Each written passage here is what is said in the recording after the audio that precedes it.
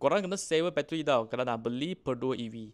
So baru ini Perdua dah ada EV, tapi dijangka akan ada lah pada hujung tahun ini kalau tak silap. Okay, tapi konsep dia kan korang kena save bateri.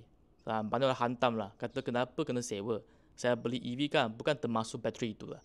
Okay, I rasa ini memang satu business plan yang bagus. Kenapa? Contoh kan saya beli phone kan, bateri dia tak pakai lama mesti tak laku lah.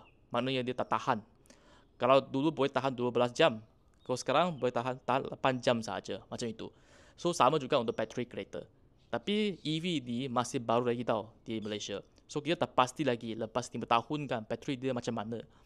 Lepas tu untuk Perdua kan, dia keluar konsep ini. Dan maknanya korang boleh save bateri itu. Dan tak perlu risau bateri itu degenerate ke atau deteriorates. Maksudnya kalau dah rosak kan, okay, korang boleh tukar saja.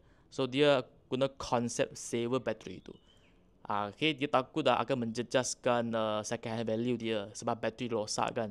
So konsep dia boleh tukar. Okay, sebab dia kurang saver je bateri itu. Okay, I rasa ini konsep yang sangat bagus. Tapi bukan je Perdua buat benda ini. So untuk Vietnam kan, ada jenama Vietnam, VinFast, dia pun buat konsep ini. Di mana korang boleh save bateri itu.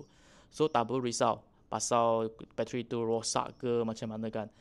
Okay, apa pandangan korang tentang konsep untuk save bateri untuk kereta dia? Untuk Perdua EV. Okay, pada komen sekian, kalau orang komen kat bawah.